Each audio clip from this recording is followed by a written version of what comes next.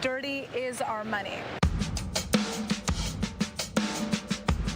The onset of the coronavirus pandemic is forcing institutions around the world to rethink about one particularly germy surface: cold, hard cash.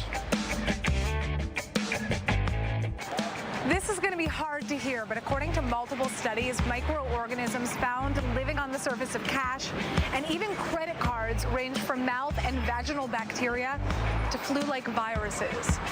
But what if you can make your daily purchases without touching a thing?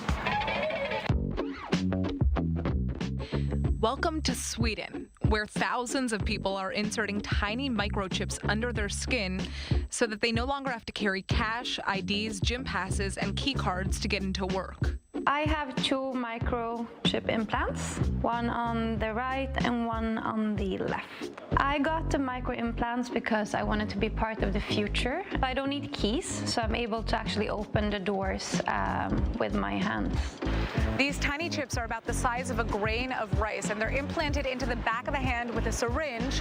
And so far, about 3,000 Swedes have gotten them implemented. So in Sweden, you can actually use it to put your train tickets inside. You can actually use it with Scandinavia's biggest gym chain, so you don't actually need to show your membership card. I use it personally as a business card, so you can actually put your phone on my hand and then my LinkedIn pops up.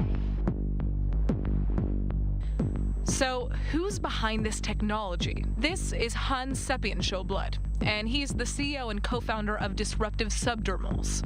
They're one of the leading companies when it comes to developing microchip technologies.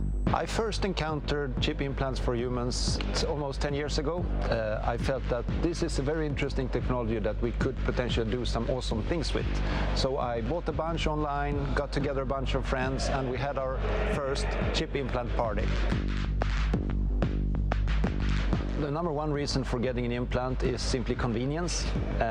It allows you to eliminate some of the clutter in your life. Implants can also be used for making payments. For example, here at Epicenter in Stockholm, we use our implants in different vending machines, buying snacks and candy and juices whenever we feel like it.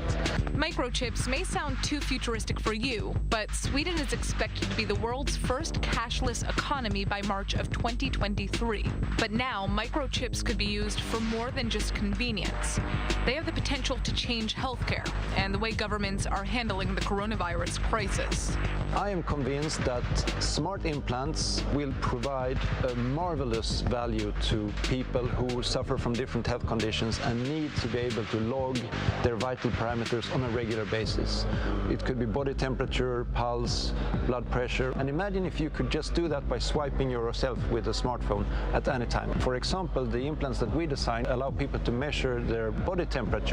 Has some very interesting applications to see how fever is spreading in the population, and I think that we will really need those tools to not least understand the ongoing pandemic, but in particular to be able to spot future pandemics at an early stage.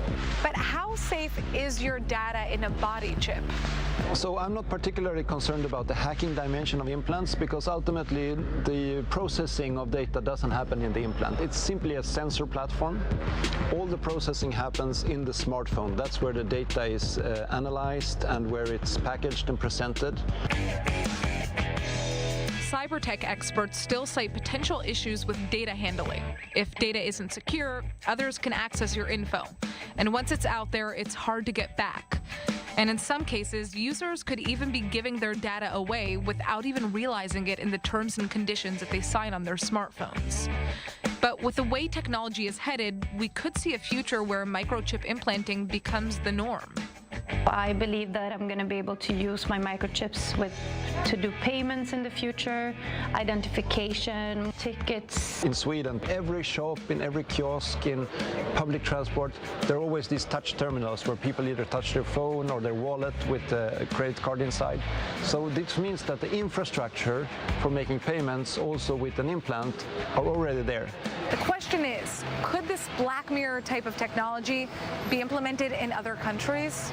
Han's ultimate vision is to take health microchips to developing countries where healthcare systems are less developed, so that people in remote areas with limited access to hospital facilities can just send their health information to doctors around the world to receive diagnosis. But until that technology is fully developed, would you be willing to get a microchip?